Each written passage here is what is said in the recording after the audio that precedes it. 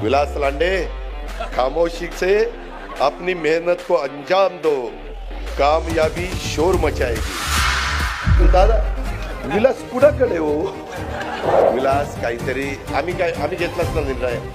आम्ही पण घरामध्ये आम्ही पण पवार साहेबांना दैवत मानत होतो, आजही मानतो। तळ्यात मळ्यात तळ्यात मळ्यात तळ्यात मळ्यात, मग ते काहीच कळत नाही। तसं होऊन देऊ नका।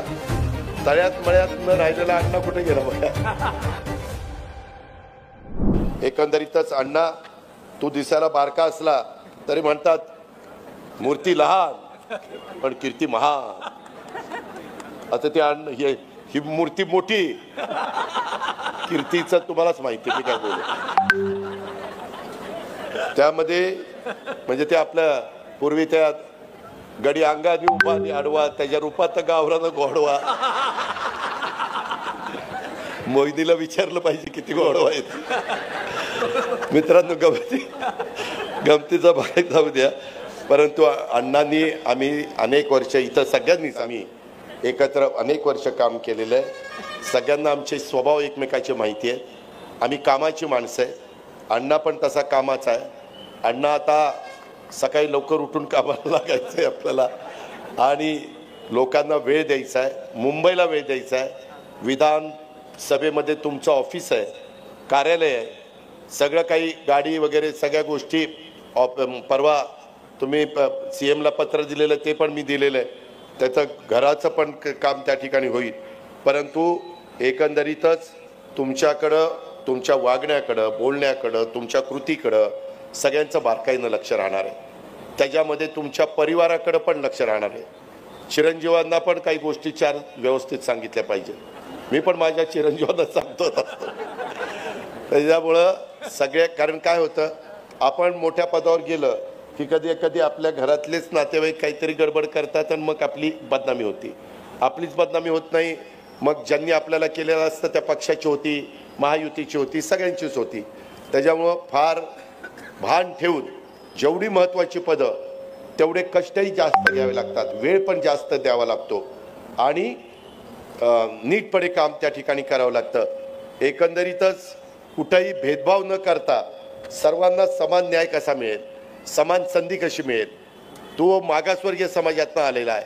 आपल्या त्या समाजाला कसा आपल्याला न्याय देता येईल, आपल्या आदिवासी समाजाला कसा न्याय देता येईल, आपल्या अल्पसंख्याक समाजाला कसा न्याय देता येईल, आपल्या इतर मागासवर्गीय समाजाला कसा, असं कुणाला वाटता कामा नये आपल्या कामातनं याला ही एकाच जातीचा विचार करतोय अशा पद्धतीचा शिक्का आपण कुणी लोकप्रतिनिधी या नात्यांनी आपल्यावर बसून द्यायचा नाही। बाकीच्यांनी पण नगरसेवक नगरसेविका म्हणून काम करत असताना तुम्ही पण त्या पद्धतीनं त्या ठिकाणी करू नका।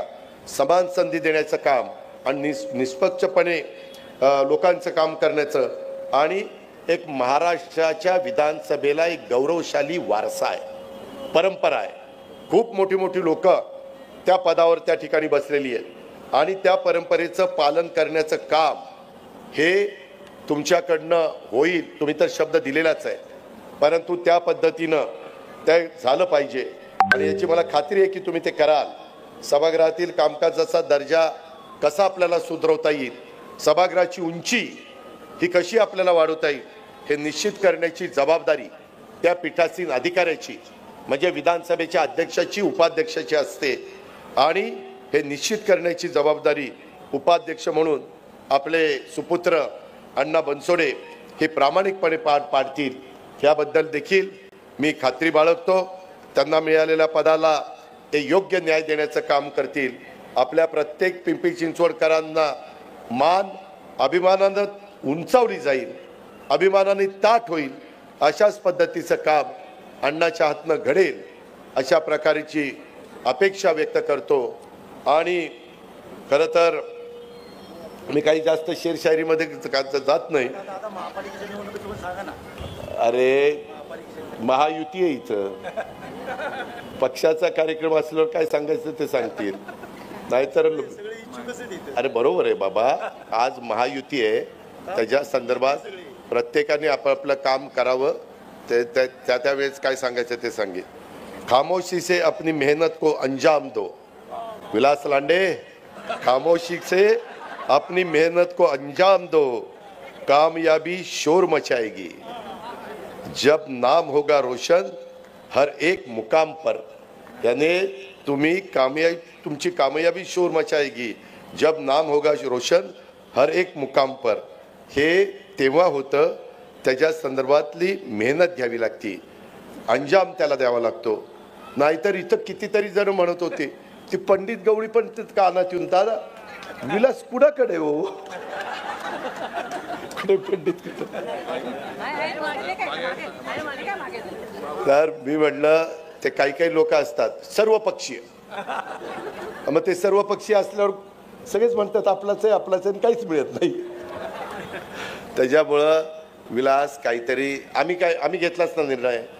आम्ही पण घरामध्ये आम्ही पण पवार साहेबांना दैवत मानत होतो, आजही मानतो. परंतु कुठंतरी आज देशाला मोदी साहेबांच्या सारखा मजबूत नेता मिळालेला आहे आणि आज त्यांच्या पाठीशी उभं राहणं आणि देशाची प्रगती करून घेणं, जगामध्ये देशाचा मान सन्मान वाढवण्याच्या करता त्यांना पाठबळ देणं हे आपलं काम होतं. म्हणून आपण त्या ठिकाणी केलं. परंतु तळ्यात मळ्यात मग ते काहीच कळत नाही. तसं होऊन देऊ नका. तळ्यात मळ्यात न राहिलेला अण्णा कुठे गेला बघा. त्याच्यामध्ये मी अधिक न बोलता खूप काही गोष्टी बोलण्यासारख्या आहेत. परंतु मी माझे आता दौरे पण महाराष्ट्रात वाढवणार आहे. मी कालच सांगितलं की आता मी अर्थसंकल्प सादर केलेला आहे.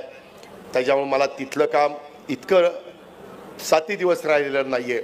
आता मी निम्मा आठवडा तिथं घालवणार आहे आणि निम्मा आठवडा महाराष्ट्रामध्ये, त्याच्यामध्ये पिंपरी चिंचवडमध्ये पण येईल, पुण्यामध्ये पण येईल. सगळ्याच गोष्टी आपण मिळून मिसळून त्या ठिकाणी करू. परंतु हे सगळं करत असताना प्रत्येक लोकप्रतिनिधीने वैयक्तिक स्वार्थ हा त्या ठिकाणी आपला कुणाचाच माझ्या सकट राहता कामा नये, अशा पद्धतीनं आपण सगळेजण पुढं जाण्याचं काम करू अशी मी आपल्याला सगळ्यांना आग्रहाची विनंती करतो. पुन्हा एकदा सर्व पक्षीय सत्काराचा कार्यक्रम आज जो झाला आणि त्यांना सर्वांनी मनापासून साथ दिली त्याबद्दल सर्व राजकीय पक्षाच्या नेत्यांचं, कार्यकर्त्यांचं, प्रतिष्ठित नागरिकांचं आणि माझ्या जबाबदार सहकाऱ्यांचं मी मनापासून आभार मानतो. पुढच्या वाटचालीच्या करता अण्णा बनसोडेला मनापासून. तसं होऊन देऊ नका. तळ्यात मळ्यात न राहिलेला अण्णा कुठे गेला बघा. एकंदरीतच अण्णा तू दिसायला बारका असला तरी म्हणतात मूर्ती लहान पण कीर्ती महान. आता ते ही मूर्ती मोठी, कीर्तीचं तुम्हालाच माहिती मी काय बोलू. त्यामध्ये म्हणजे ते आपल्या पूर्वी त्या गडी अंगाने उभा आणि आडवा, त्याच्या रूपात गावरानं गोडवा. मोहिनीला विचारलं पाहिजे किती गोडवा आहेत.